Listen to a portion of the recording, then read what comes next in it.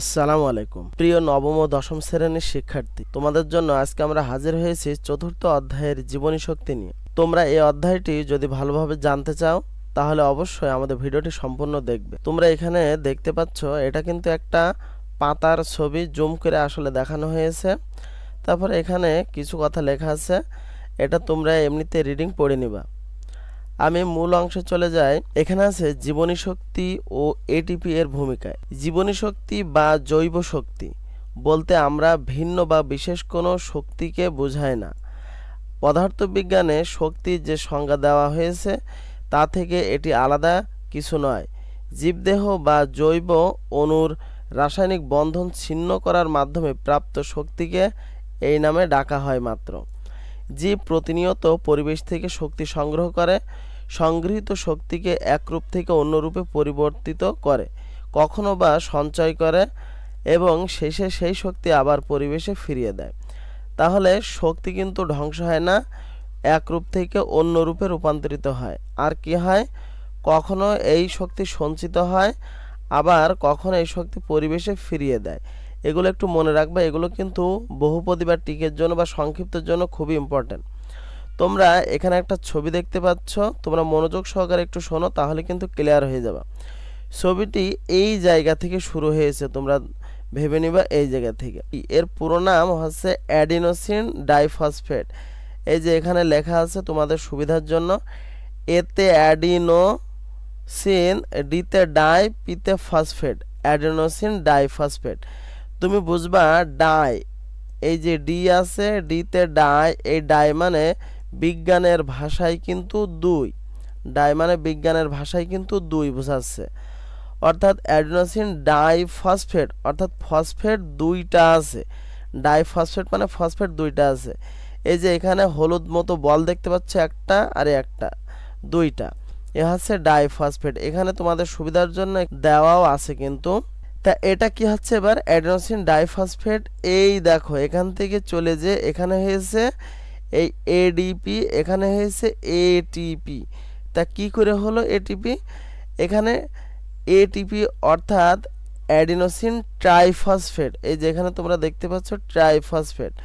Try মানে কিন্তু, try মানে তোমরা ধরে নেবা বিজ্ঞানের ভাষায় ট্রাই মানে হচ্ছে 3। তাহলে এখানে ছিল 2, এখানে হচ্ছে 3, একটা কি করে আসলো, এই যে একটা ফসফেট কিন্তু যুক্ত হয়েছে, 1 2 3, তাই এখানে বলা হচ্ছে ট্রাইফসফেট। অর্থাৎ অ্যাডিনোসিন ডাইফসফেট খাবার থেকে শক্তি পেয়ে এখানে আরেকটা ফসফেট যুক্ত হয়, হয়ে এটিপি তৈরি করে, অর্থাৎ অ্যাডিনোসিন ট্রাইফসফেট। এখানে তোমরা দেখতে পাচ্ছ খাবার থেকে শক্তি পাচ্ছে, তীর চিহ্ন কিন্তু ভিতরের দিকে আসছে, অর্থাৎ শক্তি নিচ্ছে। আর এখানে দেখো তীর চিহ্ন বাইরের দিকে যাচ্ছে, অর্থাৎ শক্তি নির্গত হচ্ছে। তা তুমি মনে রাখবা এডিপি থেকে খাদ্য সঞ্চয় করে যখন আবার একটি ফসফেট যুক্ত হয়ে এটিপি তৈরি করে, তখন কিন্তু শক্তি এখানে শক্তি প্রবেশ করে।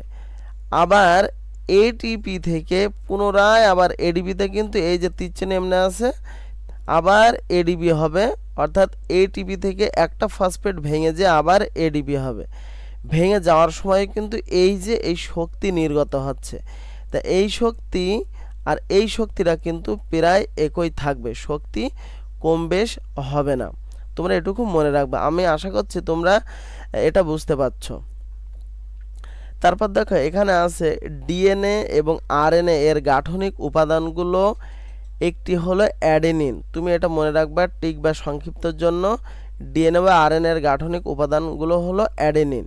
এটি একটি বেজ মানে হচ্ছে ক্ষার, অর্থাৎ এটি একটি নাইট্রোজেন যুক্ত ক্ষার। এর সাথে 5 কার্বন বিশিষ্ট, অর্থাৎ 5টা কার্বন থাকবে, রাইবোজ সুগার অণু যুক্ত হয়ে তৈরি হয় অ্যাডিনোসিন। তাহলে অ্যাডিনোসিন কি করে তৈরি হয়, এখানে লেখা আছে যে নাইট্রোজেন বেসের সাথে 5 কার্বন বিশিষ্ট রাইবোজ সুগার অণু যুক্ত হয়ে অ্যাডিনোসিন তৈরি হয়।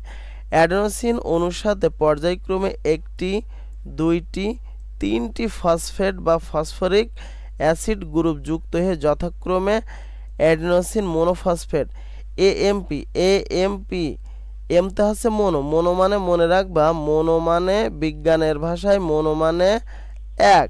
তুমি কি মনে রাখবা? মনো মানে এক। এএমপি তার মানে অ্যাডিনোসিন মোনোফসফেট, ওখানে একটি ফসফেট আছে। তারপরে দুইটা যুক্ত হলে ডাইফসফেট এডিপি, আর তিনটে যুক্ত হলে অ্যাডিনোসিন ট্রাইফসফেট অর্থাৎ এটিপি। এভাবে ফসফেট যুক্ত করতে বাইরে থেকে শক্তি দিতে হয়। এই যে তোমরা দেখতে পাচ্ছ যে খাবার থেকে শক্তি পাচ্ছে, অর্থাৎ বাইরে থেকে শক্তি নিচ্ছে। এই বিক্রিয়ার নাম ফসফোরাইলেশন। তাহলে ফসফোরাইলেশন কোন বিক্রিয়ার নাম? এই যে তোমার এএমপি অর্থাৎ অ্যাডিনোসিন মোনোফসফেট আর অ্যাডিনোসিন ডাইফসফেট থেকে যে অ্যাডিনোসিন ট্রাইফসফেট তৈরি হয়, এবং এই তৈরি করতে যে বাইরে থেকে শক্তি দিতে হয়, এই বিক্রিয়ার নামটাই হচ্ছে ফসফোরাইলেশন। তোমরা এই পুরোটাই এখান থেকে লিখতে পারো, এই জায়গা থেকে এই সংজ্ঞাটা এই পর্যন্ত লিখে দিতে পারো। সহজ, একটু হয়তো বড় হবে কিন্তু সহজ। তোমরা এখান থেকে এই পর্যন্ত লিখে দিবা, তাহলে কিন্তু নাম্বার কাটার আর কোনো সম্ভাবনা থাকবে না। আবার এর বিপরীত প্রক্রিয়ায় ফসফেট গ্রুপ বিচ্ছিন্ন হলে শক্তি বের হয়ে আসে। এই যে শক্তি বের হয়ে যাচ্ছে, শক্তি নির্গমন লেখা দিচ্ছে। এই বিক্রিয়ার নাম ডিফসফোরাইলেশন। তার মানে শক্তি বিচ্ছিন্ন হয়ে গেলে নাম হচ্ছে ডিফসফোরাইলেশন। আমি যেভাবে দাগিয়ে দাগিয়ে তোমাদের পড়াচ্ছি, তোমরা কিন্তু এইভাবে তোমাদের বইটা বের করে এক্ষুনি দাগিয়ে নাও। এখানে গুরুত্বপূর্ণ কথা আছে, প্রতি মোল অর্থাৎ 1 মোল এটিপি অণুর প্রান্তীয় ফসফেট গ্রুপে 7.3 কিলোক্যালোরি। এটা কিলোজুলে যদি আনা হয় তাহলে হবে 30.55 কিলোজুল শক্তি জমা থাকতে পারে। তাহলে এটিপির প্রান্তীয় যে ফসফেট গ্রুপ তাতে 7.3 কিলোক্যালোরি বা 30.55 কিলোজুল শক্তি জমা থাকতে পারে। আজকের এই 66 পেজে তোমাদের পড়া, তোমরা কিন্তু মনে হচ্ছে এখানে কিছু নাই, প্রত্যেকটা লাইনে কিন্তু ঠিক আছে, সংক্ষিপ্ত আছে, ছোট প্রশ্ন আছে। তোমরা এই 66 পৃষ্ঠায় তোমরা পড়বা। পরবর্তী তোমরা ক্লাস পেতে চাও কি অবশ্যই কমেন্টসে জানিয়ে দিবা, তাহলে কিন্তু আমরা এই অধ্যায়টা টোটালি এইভাবে ছোট ছোট করে ক্লাস নিয়ে তোমাদের মাঝে ডিটেলস বর্ণনা দেব এবং তোমাদের সহজ করে দেওয়ার চেষ্টা করবে ইনশাল্লাহ। তোমাদের যদি ভিডিওটি ভালো লেগে থাকে অবশ্যই কমেন্টসে জানিয়ে দিবা, এবং পরবর্তী ভিডিও যদি পেতে চাও এখনই আমাদের চ্যানেলটি সাবস্ক্রাইব করে বেল বাটনটি বাজিয়ে দাও।